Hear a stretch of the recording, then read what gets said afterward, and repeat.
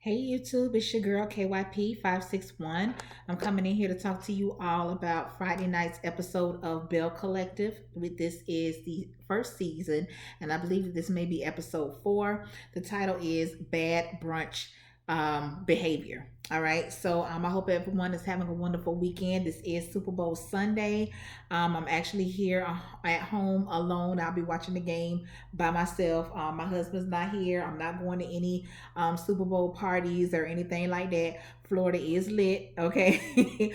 Florida is lit. I'm not in Tampa, so I know Tampa is super lit, okay? Especially not only because the Super Bowl is there, but because the Bucks are actually in the Super Bowl. Okay, so it's just lit all over the place. Okay, so we're just gonna go ahead and get into this video. I do want to say welcome. I did gain a few new subscribers from last week, so I do want to welcome you all to my channel, welcome you all to the family. Okay, on Sundays I like to call these family reunions. I do consider all of my subscribers as cousins. Okay, welcome to the family once again, and get down in the comments, talk to me. I do talk back. Like the video, comment on the video, share it if you feel like it's shareable or worth sharing. Okay, so let's just go ahead and get to it. So we start off this episode like we've started off most of the episodes with Tambra. Okay, now Tambra, we've been talking about the same thing with you for the last 2 episodes. I think we only got 2, 3, 4 maybe episodes in, and we always open up with you and we always talk about the same thing. Okay, so we got it by now. You having this struggle with, you having a family and children versus your career and all that, but I'm just asking you to give me a little bit more. Okay, um I mean, I don't know what else to say. That's just it. All right. Letitia, is it Letitia or Letitia? I don't know. Y'all know what I mean. I think it's Letitia.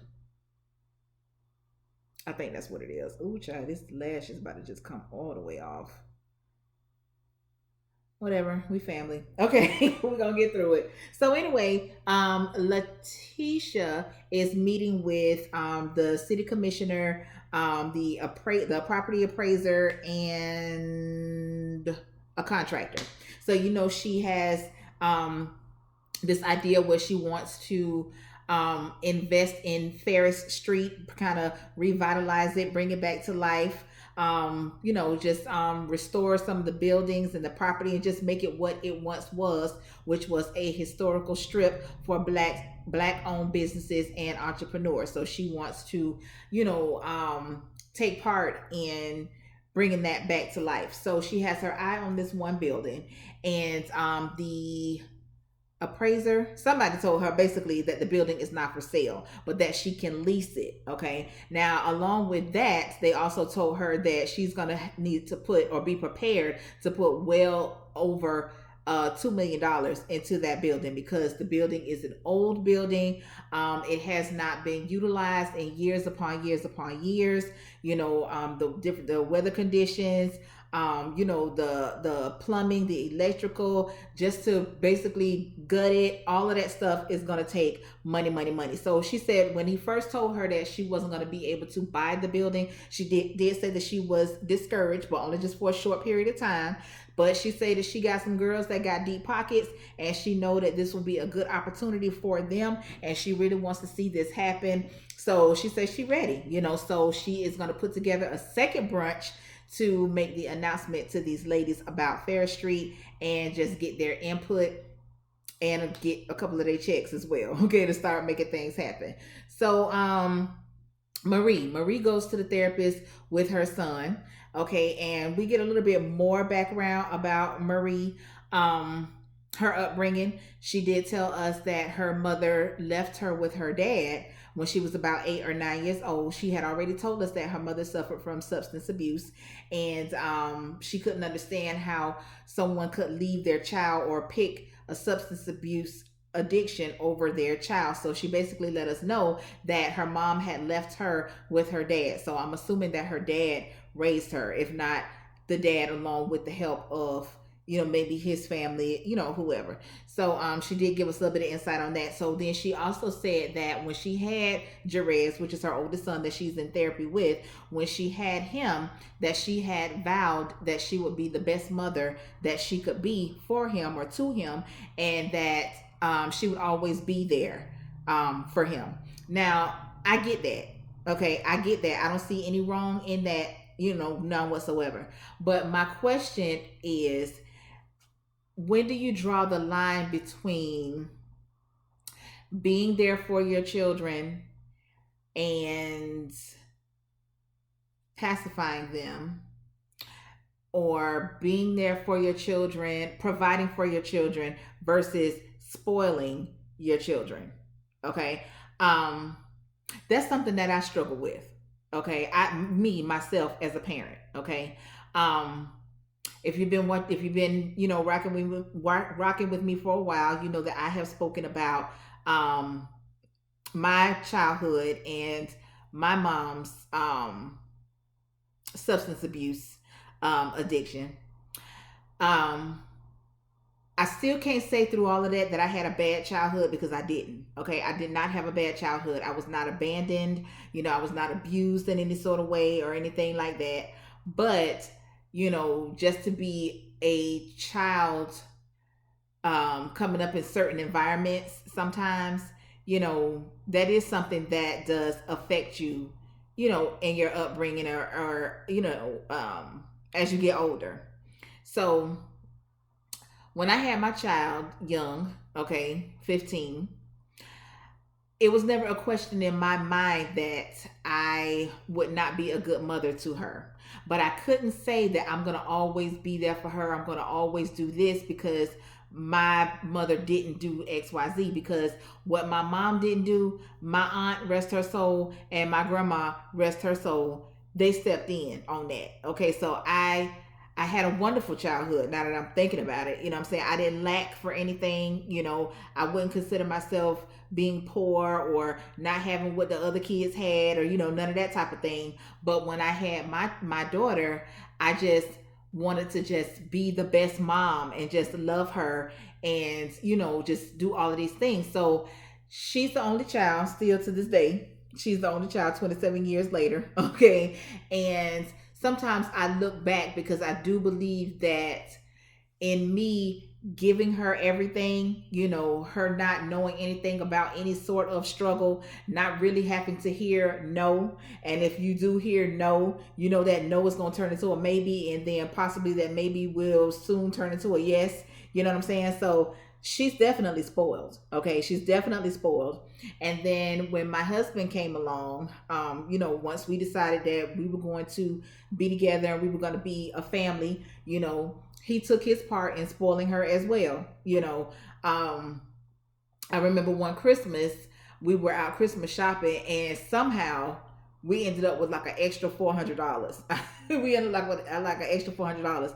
So instead of us just saying, "Oh, okay, so we still got a couple $100 or whatever," my husband decides, let's turn back around, go back to the mall, and get Kiera some more stuff. Like, who does that?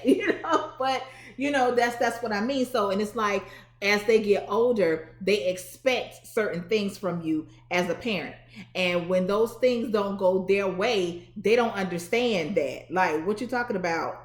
I can't do this. So what are you talking about? You're not going to do this for me. And now it's a problem, because of all of those times that I've said yes, the one time that I say no, or the one time that you don't agree with something that I said, it's a big issue, and you about to blow through the roof. Now that motherfucker ain't never punched no holes in my wall. Matter of fact, she's never really been combative with me. I don't even think we've had too much of any argument. She's very respectful of me as her mom. Like, I don't get no talk back from her at all. Now, she probably be cussing me the fuck out in her mind.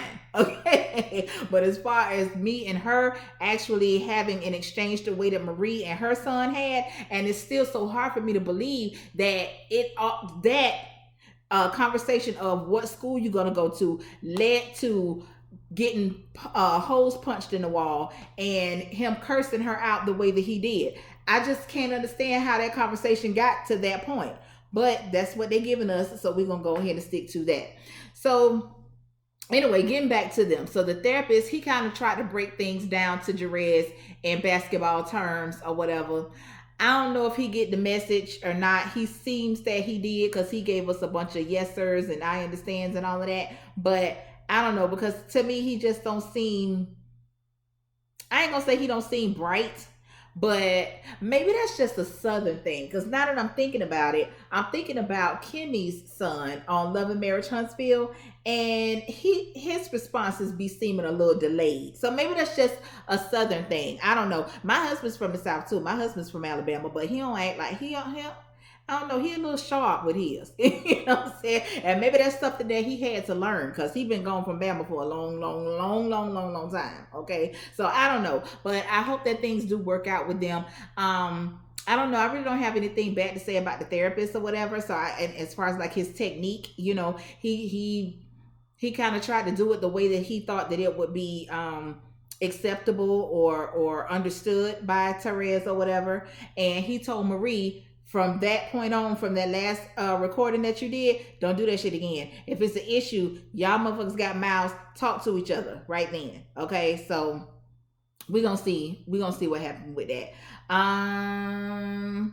We saw Latrice for about 5 minutes. She didn't really have too much going on, but she did let us know that due to the corona or the COVID-19, getting her new business venture off the ground has been a little bit harder than anticipated. So she really ain't got time to be fooling around with Marie and her bullshit. So she's not going to Letitia's her second brunch or whatever.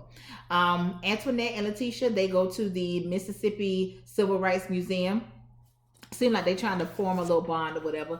I'm here for it. They took us around the museum a little bit, and we looked at some of the pictures and the art, that they had, and just talked about how Black people have been oppressed, and basically, the state of Mississippi, how they kind of like led the they were the leaders in it, not necessarily the leader, because you got Mississippi, you got Kentucky, you got Georgia, you got Alabama, those southern states. Like Florida, we're the South.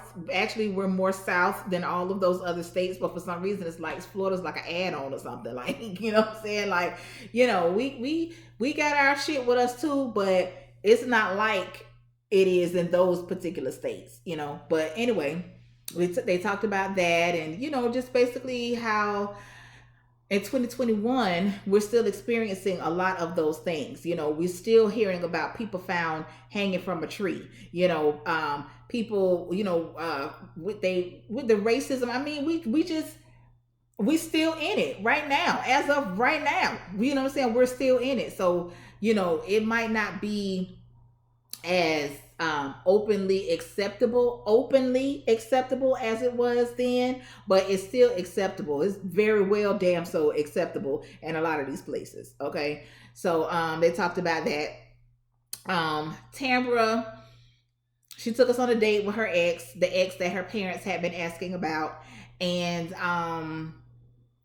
he seemed to be a cool dude, you know what I'm saying? And he said that he's very supportive of her and her career. He doesn't have any children either, but he does eventually want children, so they kind of on the same page with that.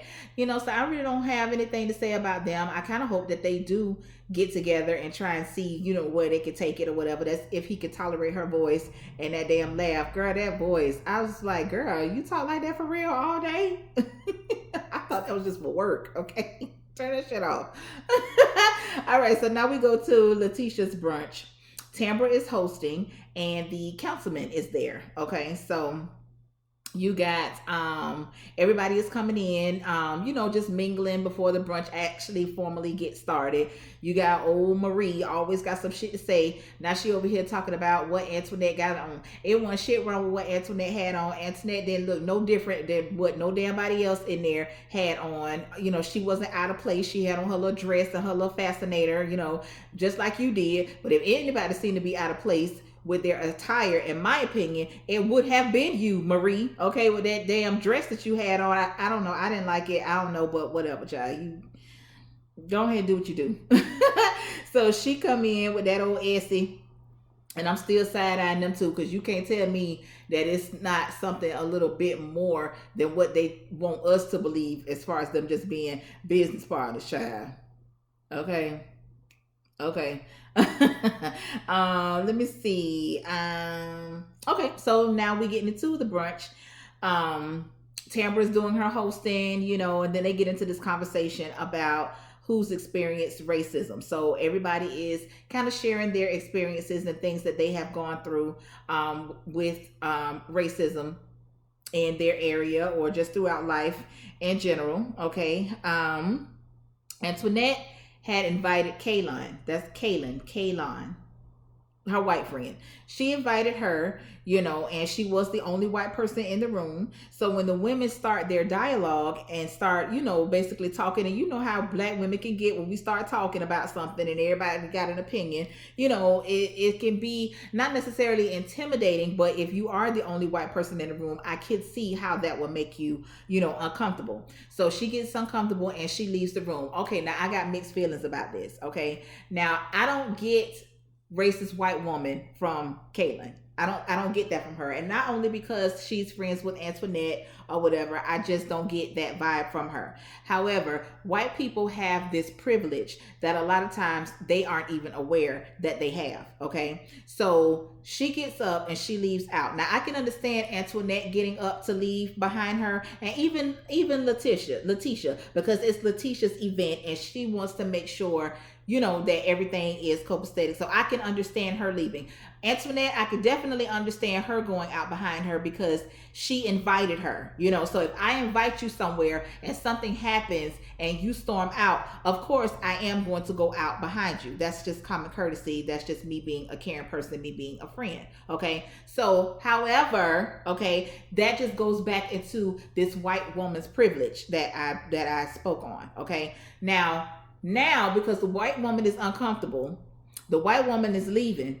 Now everybody else got to go run out there to the white woman to assure the white woman that we weren't specifically talking to you, we weren't trying to offend you, but we were just expressing our feelings and exchanging our experiences, so on and so on, so on and so on. Come on back in, we don't want you to feel like this, blah blah blah. You know what I'm saying? So it's almost like it's a double-edged sword. At the end of the day, you don't want to offend nobody, but at the end of the day, bitch, if you get offended by my experience, I'm the offended bitch. Okay, you know what I'm saying? But it's like, you want us, the only white woman in the room, okay, versus the 20 black women in the room. We got to tiptoe and monitor what we say. And they even said that a lot of times we don't have the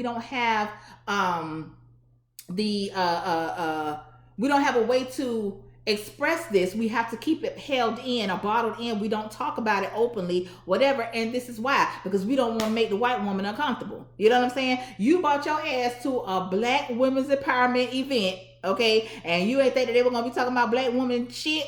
You know what I'm saying? Now, I don't want to seem insensitive to Kaylin's feelings because I think that I like her. You know what I'm saying? But maybe you should just pass on the next invitation to another brunch. Okay, that's just all I can say, because I don't feel like they should have to tiptoe around you and monitor what they say so that you don't get offended. You know what I'm saying? So that's just my opinion on that. However, Marie, once again,